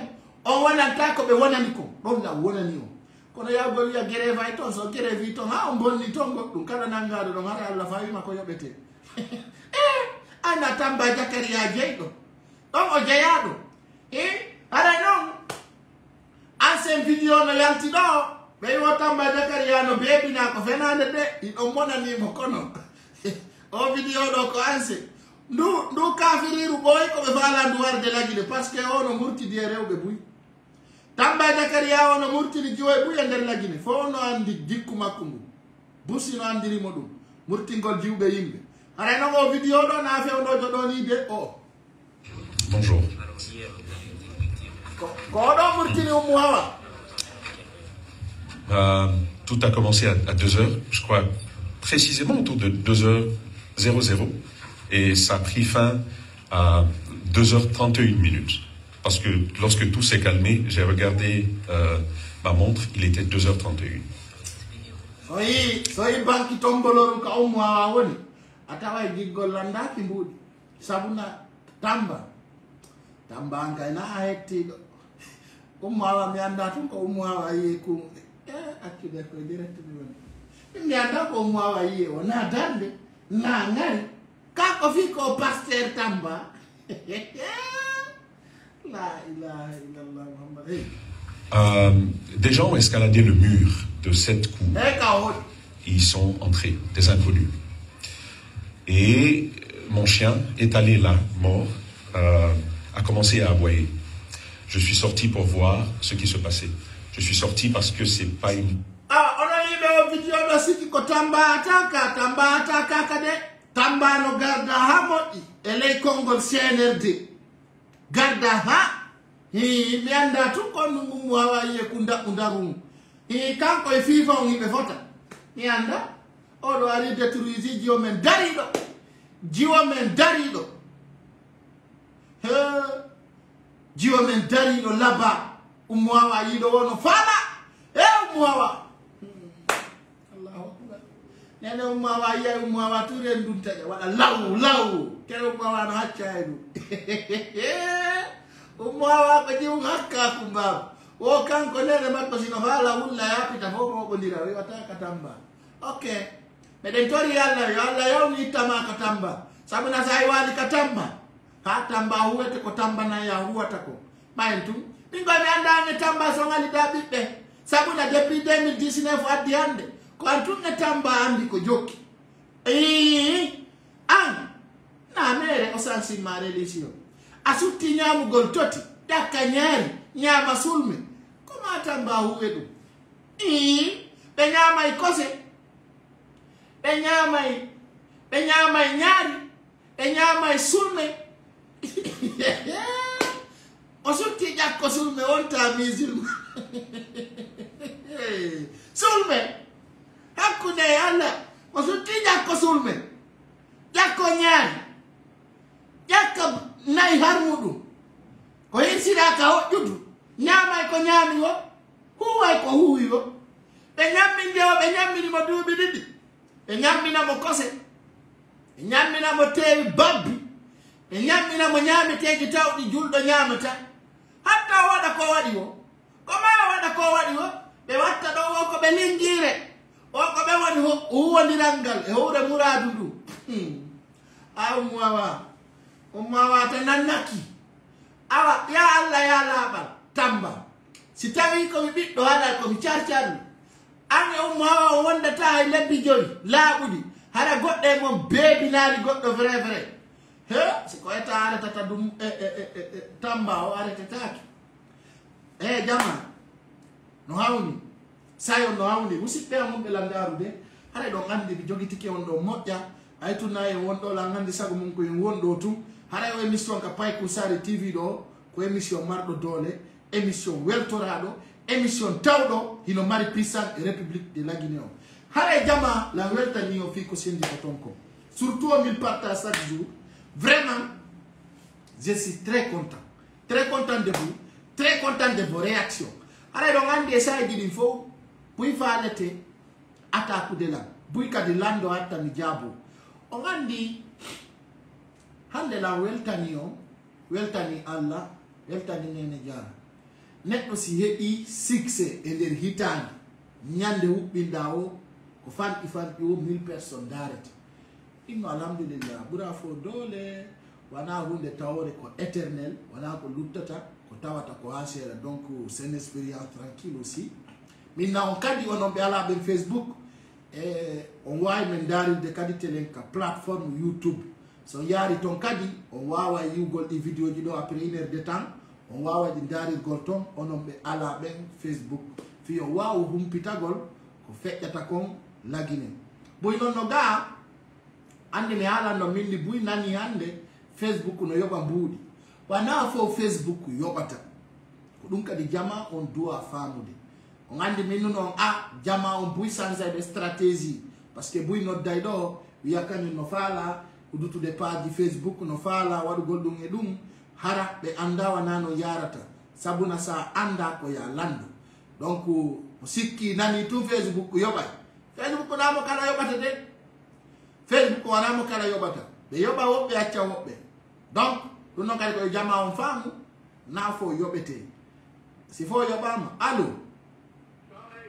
aleykum salam kono gonɓe komin ceerno Souleymane komin noddinoma ñalorma namu ceerno Souleymane aray kon ɗum de faala ɗon giɗo am voilà ani min nomi faala yen yiidu kon ɗum faalanoɗa yen yiidu voilà ko ya waɗanan sabu ha mi uɗitta gonti Facebook ko a ɗum hano page Facebook ko honɗum woni ko faalaɗa e fi page Facebook voilà komi jogiiɗo mi jannga français kono miɗo janngi alqurana seeɗa min kadi miɗo faala sakidude gandal ngal mi jogitingal seeɗa mi waɗa bayanaji ha mi jettina jama on min kadi mi andintinnaɓe ko bayana honɗum wawɗa en waɗande ɗum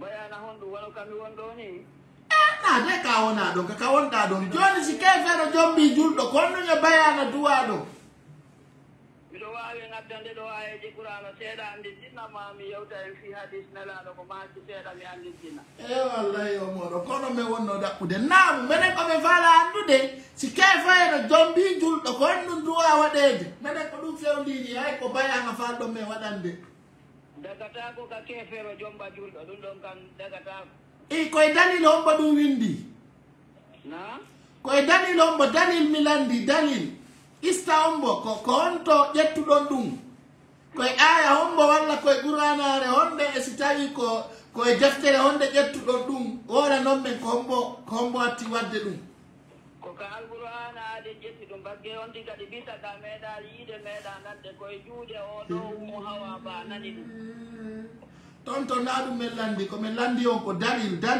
ande a wata wajade jama o ron ka jokkindinde qur'ana seeɗa ka dalil on ko Allah subhanahu wa ta'ala wa dali naam بعد أعوذ بالله من الشيطان الرجيم بسم الله الرحمن الرحيم نعم ودال لا تنكح المشركات حتى يؤمن نعم on faami ka ko so woni men faama o wi kefeero jombata julɗo ha si wona ha o gondina si o gondini noon o inni o yalti e keferan ka ko naati e dina islam ɗum haray mo haani ƴettede debbo dimo julɗo o hokke o jomba haray wona ella awa si ɗum noon manki haray dagata ko ka o jombam naam eyyi wona kadi julɗo on haani jombugol kefeero si wona halɗon o tan tawi dina makko kan o naata ka dina ma o wona neɗɗo julɗo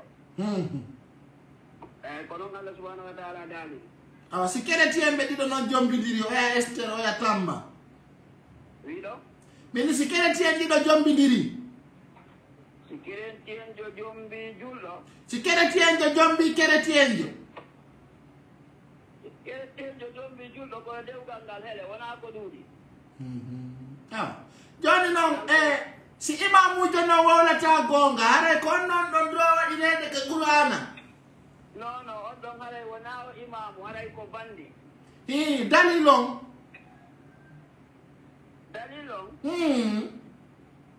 dalil on ɗon kadi la wawi on addande meɗen heeɗi o musasi en Allah subhanahu wa taala ɗon kadi o daali naamu الذين يحملون التوراة ثم لم يحملوها نعم كمثل الحمار نعم يحمل أوزارا نعم بجانغو بالقرآن ها غتي بسالي غولده كو بجانغيري كو no way wan babba andi babba ko korondo to ko teddi on faami ka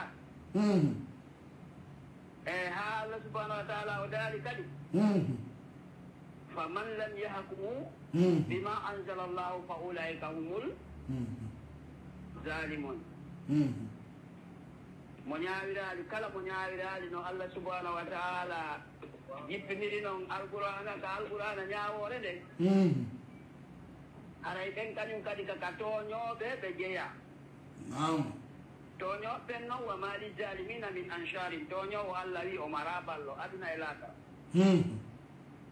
si goɗɗo tooñiima immo dartoɗaamo ala kulli haalin ko mari doole o a waaway ok yaray ko ɗum woni programme on jarama Oustaz joni wi ɗon ko page Facebook woni ko faala ɗon ko saki ton gandal mon ngal inchallah so min faami to kadi condition ji ɗin kadi ko honno wawa gollidede sabna fi won ɗum mi naatano école min kadi mi janggaali école ko alqur'ana on woni komi janggi seeɗa awa ala probléme joni en daara e fi muɗum en noddidira e janggo si Allah jaaɓi ara e wallidirem nani amara probléme on jarama inchallah yo joni gandal ngal kaka Facebook wona waɗede minen ɗo ko ni de minen ɗo war ɗo wino janggi de wallidira ha yona minen ɗo birdi ala a woɗa ha jama on nana net wareɓe faala addangol ɗon gandal ngal ka nder Facebook ga wallito on fino faami ɗon fi dina kan haray awa minen meɗe mari Oustaz Abdallah momɓeya waɗoɓe bayanaji hakkude defte e qur'anaji jane haray ɗo gandi ɗo o jama Oustaz ɓe desidi ɓe arta ka réseau sociaux haray ɗum ko teddungal e moɗon ɓe uddita e dawa e diwa fof ɓe rappela e jama on dina ka Oustaz ɓe wonɓe ga ɓe woyi ɓe faɗɗi awa ɗum ɗo taw en jonni tawta Oustaz si ɓe yamini haray ko ɗum won nder ton sabuna he allahu rabbi yo Allah on yaafo en yo Allah on fewnu en yo Allah dande sabu gaño yo Allah e ñettu Hawa sabuna Hawa kam woni Esther min on ɗo on komi andi o inni komi wallumo naata ka Facebook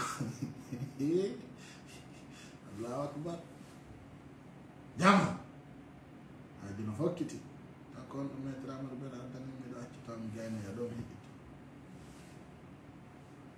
haray ko ɗum musiddaji am woni landarde hay tun nami jogo on ɗo enele mi wayniti on nani sabuna fewdo ɗo jama on no jokki fi Hawa Esther haray ko ɗum enen e wallito to konngol fof wallidiren jonnidiren juuɗe haray musiddaji si Allah o jaaɓi mi hakkiti on yitide e janggo si Allah o jaaɓi à partir de 21 si tawi fof si yantani je vous embarrasse bye bye